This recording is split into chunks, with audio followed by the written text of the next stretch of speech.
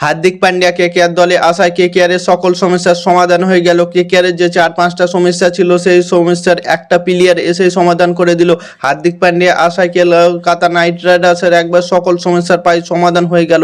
কলকাতার একটা মেন সমস্যা ছিল ক্যাপ্টেন্সি নিয়ে। প্রায় 2024-এ চ্যাম্পিয়ন হওয়ার পরে ক্যাপ্টেন্সি নিয়ে খুব ভুগেছে কেকেআর।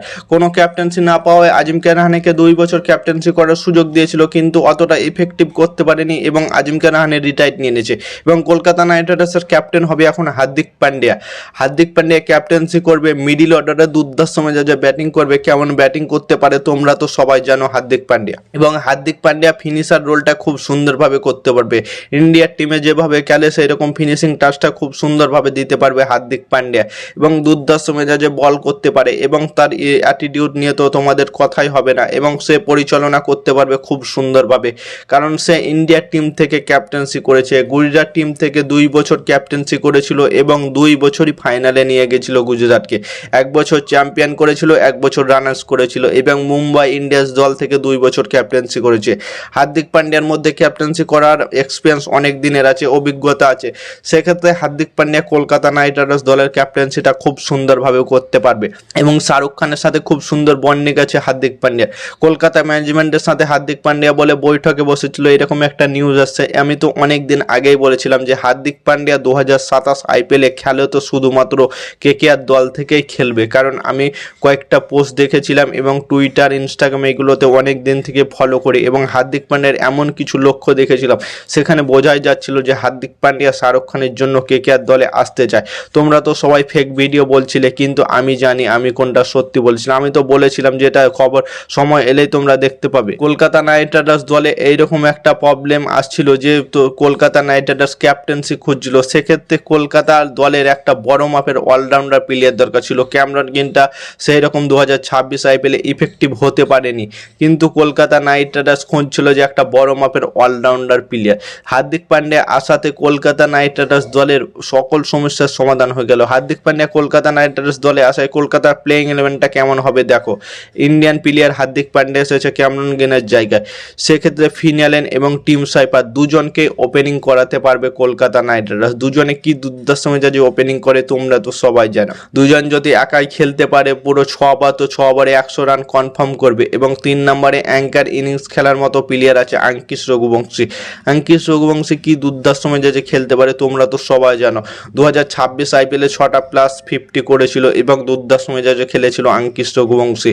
এবং 4 নম্বরে থাকবে মানিশ পান্ডে। মানিশ পান্ডেকে তোমরা চান্স দেওয়া দরকার। মানিশ পান্ডের মধ্যে অনেক এক্সপিরিয়েন্স আছে এবং 2026 আইপিএলে মহারাজা ট্রফিতে মানিশ পান্ডিয়া দুর্দান্ত মেজাজে খেলেছে, প্রায় 200 স্ট্রাইক রেট এবং প্রত্যেকটা ম্যাচে 50 প্লাস রান করেছে মহারাজা ট্রফিতে। সেক্ষেত্রে মানিশ পান্ডিয়াকে 4 নম্বরে চান্স দেওয়াই যায়। এবং 5 নম্বরে থাকবে তোমাদের লেজেন্ড রিঙ্কু সিং। রিঙ্কু সিংকে 5 নম্বরে রাখো। রিঙ্কু সিংকে ফিনিশিং টাচটা দিতে হবে না, রিঙ্কু সিংকে মিডিল অর্ডারে খেলাও, কারণ মিডিল অর্ডারে কয়েকটা বল খেলে রিঙ্কু সিং দুর্দান্ত মেজাজে শেষের দিকে খেলতে পারে। এবং 6 নম্বরে থাকবে হার্দিক পান্ডিয়া। হার্দিক পান্ডিয়াকে 6 নম্বর বেস্ট জায়গা। 6 নম্বরে হার্দিক পান্ডিয়া সারা জীবন থাকতে চায়। 6 নম্বরে হার্দিক পান্ডিয়া ধরো ম্যাচের মোড় ঘুরিয়ে দিয়ে রাখতে পারে, যখন দরকার হবে তখন দুর্দান্ত মেজাজে খেলবে, ফিনিশিং টাচটা দেবে। 7 নম্বরে রাখো তারা রোম্যান পাউলকে। 7 নম্বরে রোম্যান পাউলকে রাখো, কারণ বিদেশি প্লেয়ার বলে কথা। 7 নম্বরে রোম্যান পাউল। 8 নম্বরে সুনীল নারায়ণ। 9 নম্বরে অনুকূল। 10 নম্বরে হর্ষিত রানা। পুরোপুরি একবার 10 জন অব্দি ব্যাটিং থাকবে কলকাতা নাইট রাইডার্সের কাছে। এবং 11 নম্বরে ইম্প্যাক্ট প্লেয়ার হিসাবে থাকবে বরুণ চক্রবর্তী এবং কার্তিক স্থগিত থাকবে 11 প্লেয়ার ইম্প্যাক্ট প্লেয়ার হিসাবে। বরুণ চক্রবর্তী 11 নম্বরে থাকবে। সেক্ষেত্রে কলকাতার কাছে অলরাউন্ডার কতগুলো দেখো। হার্দিক পান্ডিয়া থাকবে, রোম্যান পাউল থাকবে, সুনীল নারায়ণ, অনুকূল রয়, হর্ষিত রানা। 5-6 জন অলরাউন্ডার প্লেয়ার। যে টিমে অলরাউন্ডার প্লেয়ার যত, সে টিমের পারফরমেন্স তত বেশি ভালো হয়। সেক্ষেত্রে কলকাতা নাইট রাইডার্স চাইবে যে অলরাউন্ডারগুলোর কাছ থেকে 10-12 ওভার বের করে নিতে। এবং সুনীল নারায়ণ, বরুণ চক্রবর্তী তার জড়ি তোমরা সবাই জানো, স্পিন কিং বলে আইপিএলে এদের মতো জড়ি কেউ নাই।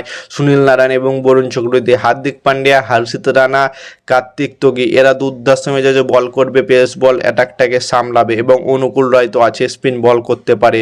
রোম্যান পাউলও খুব সুন্দর বল করতে পারে। রোম্যান পাউলকে 2-1 ওভার বল করিয়ে নিতে পারে কলকাতা নাইট রাইডার্স।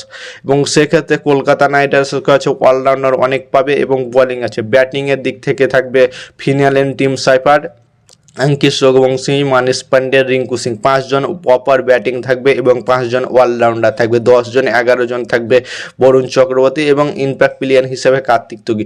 এই টিম নিয়ে কলকাতা নাইট রাইডার্স যদি মাঠে নামতে পারে 2027 আইপিএলে কনফার্ম চ্যাম্পিয়ন থাকবে, কারণ কলকাতা নাইট রাইডার্সের ব্যালেন্স টিম দেখা যাবে। কারণ দেখো 5 জন ব্যাটিং, 5 জন প্রপার অলরাউন্ডার ব্যাটিং থাকবে, বোলিং থাকবে এবং সেক্ষেত্রে 2 জন বোলিং থাকবে প্রপার। কলকাতা নাইট রাইডার্সের প্রপার ব্যালেন্স টিম দেখা যাবে। তো তোমাদের মতামতকে কমেন্ট করে জানাও এবং কেকেআরের নতুন আপডেট পেতে চ্যানেলটাকে সাবস্ক্রাইব এবং ফলো করতে ভুলো না। ততক্ষণের জন্য টাটা, বাই বাই, জয়।